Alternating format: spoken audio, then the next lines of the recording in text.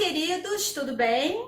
Eu sou a professora Cristina Braga, de Língua Portuguesa, e nós estamos aqui mais uma vez para conversarmos um pouquinho sobre algum aspecto da língua portuguesa, e nós estamos estudando sintaxe. Que delícia, né? Que maravilha! Hoje, as informações são umas informações bem simples sobre complementos verbais.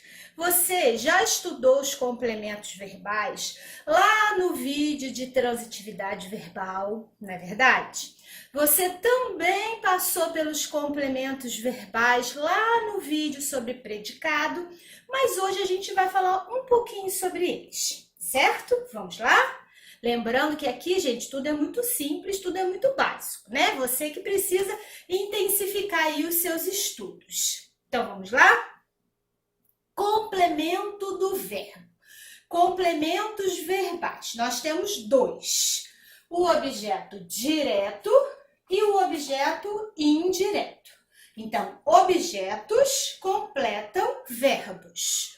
Quando o objeto é direto, é porque ele completa o verbo sem preposição. Quando o objeto é indireto, é porque ele completa o verbo com preposição. Não é isso? Nós já sabemos. Pois é. Mas hoje a gente vai ver alguns casinhos especiais, vamos dizer assim. Tá certo? Vamos começar aqui com o objeto direto. O objeto direto é aquele assim: comprei um sorvete. Você pode perguntar o quê? Eu comprei o quê? Um sorvete. Desejo um descanso. Eu desejo o quê? Um descanso. Conheci um livro especial. Conheci o quê? Um livro especial, não é isso? E eu também posso perguntar quem? Vi você na rua. Mentira, não vi não, que tá todo mundo em casa. Mas eu vi quem? Você na rua, que é o lugar. O objeto seria você. Não é isso? Muito bem. Só que nós temos alguns casos aqui em que o objeto direto é preposicionado. Como é que é, Cristina? Como é que vai colocar preposição no objeto direto se o objeto direto não tem preposição? Calma, gente. Calma, calma, calma, muita calma nessa hora. Como eu falei, são casinhos especiais. O objeto, ele vai continuar sendo direto, só que ele vai ter o nome de objeto direto preposicionado, porque vai aparecer uma preposição lá. Ué, mas aí ele não vai virar um objeto indireto? Não. Ele continua completando um verbo transitivo direto. Essa que é a diferença. O objeto direto, ele completa um verbo transitivo direto. Só que nesses casinhos que nós vamos estudar aqui, a preposição aparece. Ela aparece por alguma questão sintática ou semântica, mas ela não é exigida pelo verbo, porque o verbo é transitivo direto. Vamos ver o primeiro? Quando aparece um pronome oblíquo tônico, mim, si, ti, pronome oblíquo tônico. Exemplo, encontrou a mim na rua. Podemos fazer essa construção. O verbo encontrar é um verbo transitivo direto. Quem encontra, encontra alguém. Eu não digo eu encontro a você, eu digo eu encontro você. Esse a mim que apareceu aqui é um objeto direto. Encontrou eu. Como essa construção ela não é possível, né? Encontrou eu tive que usar o pronome mim, que é um pronome tônico. Como apareceu o pronome tônico, a preposição ela foi necessária. E aí eu tenho um objeto direto preposicionado. Ah, estranho? Mas você se acostuma. Poderia escrever ali objeto indireto? Não. Sabe por quê? Porque aqui eu tenho um VTD. Eu não tenho um VTI. Então, aqui não poderia ser um aí, né? Vamos continuar. Agora, segundo casinho, com ideia de parte. Muito bem. Então, eu tenho um VTD, vou colocar para ele um objeto direto, mas esse objeto direto vai aparecer preposicionado. Vamos ver um exemplo. Comeu do bolo. Sujeito oculto ele, né? Comeu do bolo é o predicado. Aqui eu tenho um verbo que é um verbo transitivo direto. Porque quem come, come alguma coisa. Comeu pizza, comeu sanduíche, comeu arroz com feijão, comeu ovo, né? Todos objetos diretos. O objeto aqui do bolo apareceu preposicionado. Aqui dentro tem uma preposição de. A gente sabe que do é o resultado da contração de de mais o. A preposição de se uniu ao artigo o, eles se fundiram e aí apareceu a forma do, não é? Então, do bolo é um termo preposicionado. Como que eu vou classificar isso? Objeto direto. Por que é direto? Porque aqui o verbo é transitivo direto. Objeto direto preposicionado. E qual é a intenção? A intenção é dizer que comeu parte do bolo, bebeu parte do vinho, comeu parte da pizza, bebeu parte do suco. Não foi o suco inteiro, não foi a pizza inteira, aqui não foi o bolo inteiro, né? Então, por isso que aparece aqui o objeto direto preposicionado para indicar essa ideia de parte. Terceiro caso. Também temos o objeto direto preposicionado com uma ideia de destaque, de ênfase. Olha como essa frase é bem conhecida nossa. Amamos a Deus. É preciso amar a Deus sobre todas as coisas. O verbo amar é um verbo VTD, verbo transitivo direto. Quem ama, ama alguém. Eu amo você. Você me ama. Verbo transitivo direto. O objeto direto aqui, ele é preposicionado. Olha a preposição aqui. Então, eu vou ter que escrever aqui. Objeto direto preposicionado. Por quê? Porque ele completa um verbo transitivo direto. Certo? Então, o verbo aqui está indicando uma ideia de respeito, de ênfase, de destaque. Por isso que apareceu o objeto direto preposicionado. Agora, vamos ver o último caso, que é bem interessante. Ele vai aparecer, o objeto direto preposicionado, para evitar ambiguidade. Todo mundo sabe o que é ambiguidade, né? É quando aquela frase ou aquela situação, ela tem duplo sentido, ela é ambígua. Quando isso é intencional, normalmente o emissor elabora a mensagem assim para causar humor, com algum efeito estilístico. Mas quando não há essa intenção, a ambiguidade é um problema que deve ser evitado. Senão, a pessoa que está lendo, a pessoa que está ouvindo fica confusa, não consegue entender o que está acontecendo. Vamos ver um exemplo? Bem, os torcedores fanáticos aí, fiquem calmos, tá? O exemplo aqui é: venceu ao Vasco o Flamengo. Vamos imaginar que a frase fosse assim: o Vasco venceu o Flamengo. Muito fácil você pensar que o sujeito seria o Vasco e que o objeto direto seria o Flamengo. Se fosse o Flamengo venceu o Vasco. Muito fácil você pensar que o sujeito seria o Flamengo e que o objeto direto seria o Vasco, né? Por quê? Porque existe na nossa língua uma ordem direta, né? Uma predominância da ordem direta.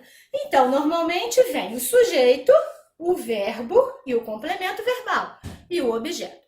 Vamos imaginar que essa ordem ela não fosse seguida, né? E aí, primeiro ia aparecer o verbo e depois os outros elementos. Poderia venceu o Flamengo. Venceu o Flamengo, o Vasco. Se esses dois termos ficassem depois do verbo, a gente não ia saber quem venceu quem. Não ia ter como descobrir essa informação. Agora, se você usasse o objeto direto preposicionado, isso resolveria a situação. Sabe por quê? Porque você não pode colocar a preposição no sujeito. O sujeito não é um termo que admite preposição. Então, vamos olhar esse exemplo aqui. Se fosse venceu ao Vasco o Flamengo.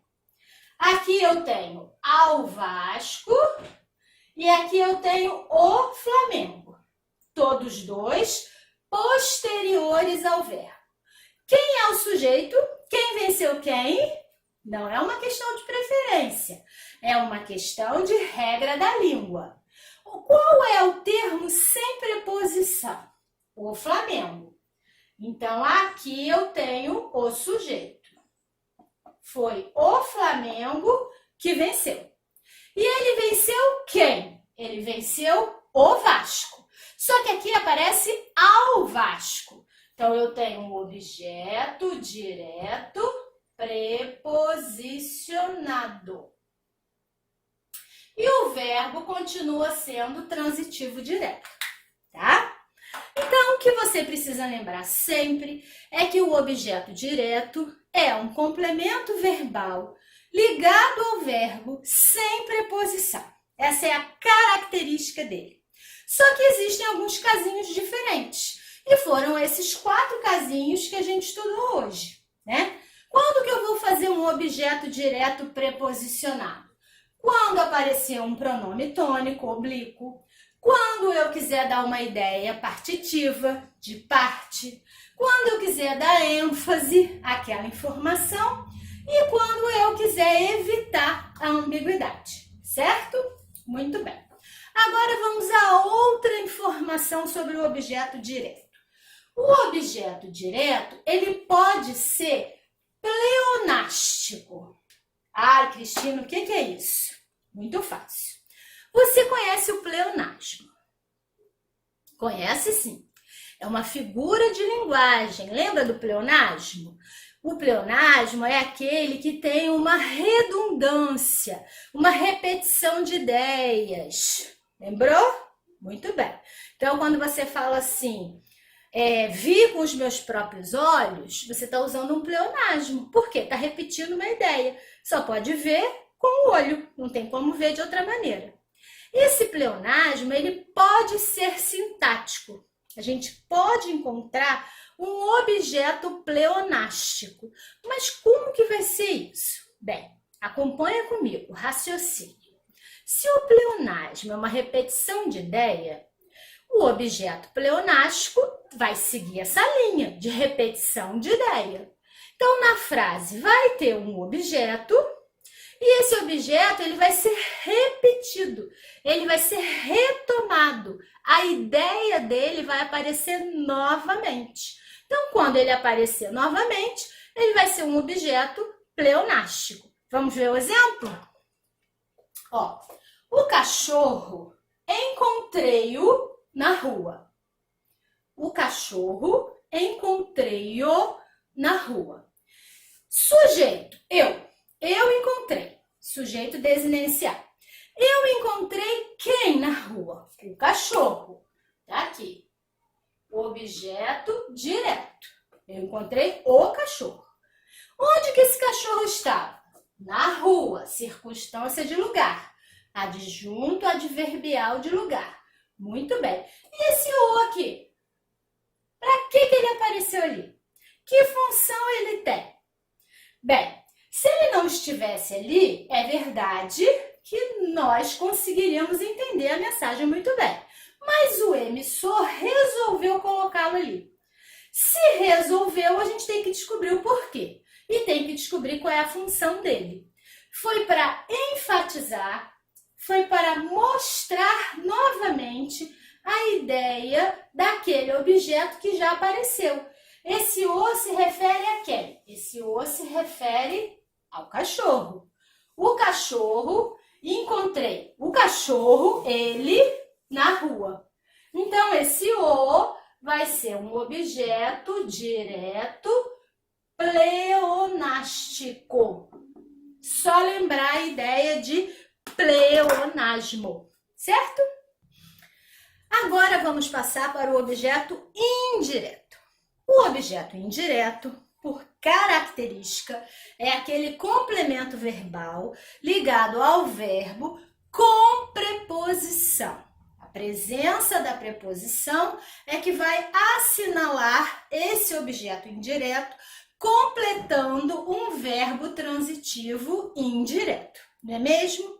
E o que a gente tem para falar sobre ele hoje? Bem, esse objeto indireto, ele pode aparecer sem preposição. Ai. Mas a característica dele não é ser preposicionado? Sim, claro que sim. E quando a preposição aparecer, vai ser ótimo para a nossa vida, né? Mas, em alguns casos, ela pode não aparecer. E aí, a gente tem que estar preparado para isso. Vamos ver um exemplo? Não nos informou a senha. Cadê o verbo? Tá aqui. Informar. Sujeito ele, ou ela. Não informou o quê? Não informou a senha. Então, aqui eu tenho um objeto direto. Não informou a senha a quem? A nós. Se tivesse escrito ali a nós, todos os nossos problemas estariam resolvidos e você ia achar na hora o objeto indireto. Por quê? Porque a preposição estaria lá, a. E aí ia ser muito fácil. Só que ali não apareceu a forma a nós. Apareceu a forma nos. Eu posso escrever que esse nos é um objeto direto? Não, claro que não. Primeiro, porque aqui já tem um objeto direto. Segundo, porque ele se refere a quem a informação foi dada. Informou o quê? A senha. A quem? A nós. Então, esse nós aqui, que é igual a nós, é o objeto indireto. É o objeto indireto, sim. Ah, mas a preposição não apareceu ali. Ela não apareceu ali, é verdade. Só que nem por causa disso vai deixar de ser um objeto indireto. Quer ver uma outra forma muito comum que a gente usa muito? Por exemplo, olha o verbo precisar. Eu preciso de ajuda. Eu preciso de você. Eu preciso de saúde. Eu preciso de tempo. Eu preciso de descanso. Todo mundo sabe construir uma oração com o verbo precisar e, nesse sentido de necessitar, ele precisa da preposição de, não é verdade? Agora, se eu usar uma outra oração no infinitivo, com o verbo no infinitivo, por exemplo, eu preciso sair, eu preciso dormir, eu preciso escrever. Olha como que a preposição aí ficou ausente, não é verdade? Preciso de que todos estudem muito. Excelente, construção magnífica. Mas a gente também encontra preciso que todos estudem muito, né? E aí a preposição não apareceu lá. Não é por causa disso que o verbo precisar vai deixar de ser um VTI, verbo transitivo indireto. Será que aquela história do pleonasmo que apareceu aqui vai aparecer aqui também? Será que o objeto indireto ele pode ser pleonástico? Pode. Claro que pode. Quando a ideia vier repetida, não é verdade? A gente tem um exemplinho aqui, ó. As violetas não lhes poupei água. É uma frasezinha, acho que de Dalton Trevisan. Vou até botar entre aspas. O verbo tá aqui, ó. Poupar. Quem é que não poupou? Eu, sujeito oculto. Eu não poupei o quê? Água. Água, objeto direto. Eu não poupei água a quem? Não poupei água às violetas. Objeto indireto. Perfeito, com preposição aqui, tudo certinho. Só que ali na frase aparece um lhes. Ó, lhes. A quem que está se referindo esse lhes? Para que ele apareceu ali? Ele está retomando as violetas. As violetas, não poupei as violetas, água. Então, como é o segundo que aparece, como a informação se torna redundante, eu tenho um objeto, agora indireto, pleonástico. Objeto indireto, pleonástico. Certo? Bem, então acabamos de lembrar o objeto indireto.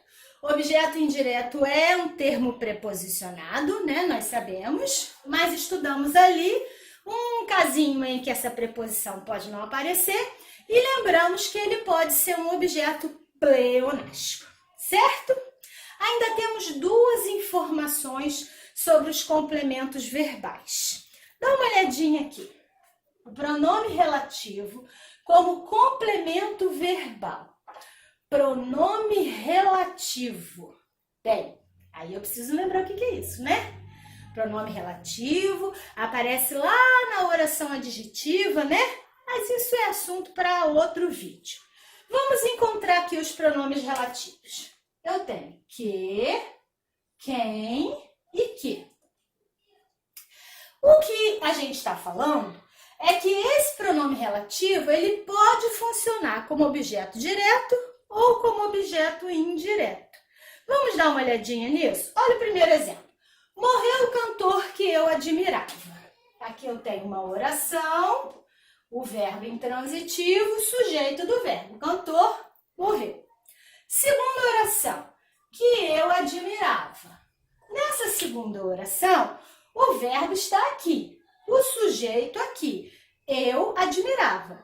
Eu admirava quem? O cantor. Só que o cantor está lá na outra oração. Quem que vai fazer o papel desse objeto direto, então? O que está aqui, ó. Então, o pronome relativo pode funcionar como complemento verbal. Vamos ver mais um exemplo? Amigos são pessoas em quem confiamos. Amigos são pessoas, primeira oração, em quem confiamos. Segunda oração. Na primeira oração, amigos é o sujeito, verbo de ligação, predicativo, tudo certinho. E vamos passar para a segunda. Na segunda oração tem um pronome relativo aqui, ó. O verbo tá aqui, confiar. Nós confiamos, sujeito oculto. Nós confiamos em quem? Nós confiamos nas pessoas. Só que pessoa está lá na outra oração. Quem que vai ser o objeto, então, do verbo confiar? Tá aqui o objeto, ó. O objeto indireto, porque quem confia, confia em alguém. Mais um exemplo. Essa é uma opinião de que eu discordo. Primeira oração. Essa é uma opinião. Sujeito, verbo de ligação, predicativo. Segunda oração, de que eu discordo. O sujeito está aqui, né? Eu discordo. Discordo de quê? Eu discordo da uma opinião. De uma opinião. Só que a opinião está lá na outra oração. Quem que vai ser o objeto do verbo discordar, então? O objeto indireto está aqui, certo? Então, o pronome relativo pode funcionar como objeto direto ou como objeto indireto. E mais uma informaçãozinha sobre o paralelismo sintático com relação aos complementos verbais. É muito comum você encontrar uma construção assim. Li e gostei do livro. Parece que está tudo bem. Li e gostei do livro. E numa situação não formal, está tudo bem mesmo. Mas, se eu estiver procurando seguir a norma padrão, temos de ter um cuidado. Aqui eu tenho um verbo, ler. E aqui eu tenho outro verbo, gostar. Quem lê ler alguma coisa. Então, eu tenho um verbo transitivo direto. Quem gosta, gosta de alguma coisa ou de alguém. Então, eu tenho um verbo transitivo indireto.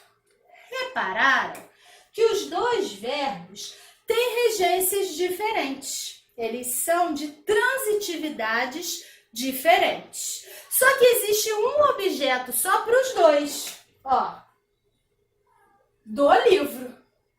Do livro, como tem uma preposição aqui, ele está se referindo a gostei. E ele vai ser um objeto indireto. Então, aqui nós não estamos seguindo o paralelismo sintático. Porque o VTD vai precisar de um objeto direto e o gostar vai precisar de um objeto indireto.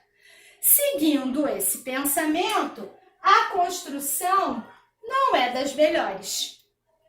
Poderia ser, por exemplo, li o livro e gostei dele. Porque cada verbo tem o seu objeto. Li o quê? O livro. Ótimo, objeto direto. E gostei. Gostei de quê? Gostei dele. Tem um objeto indireto. Certo?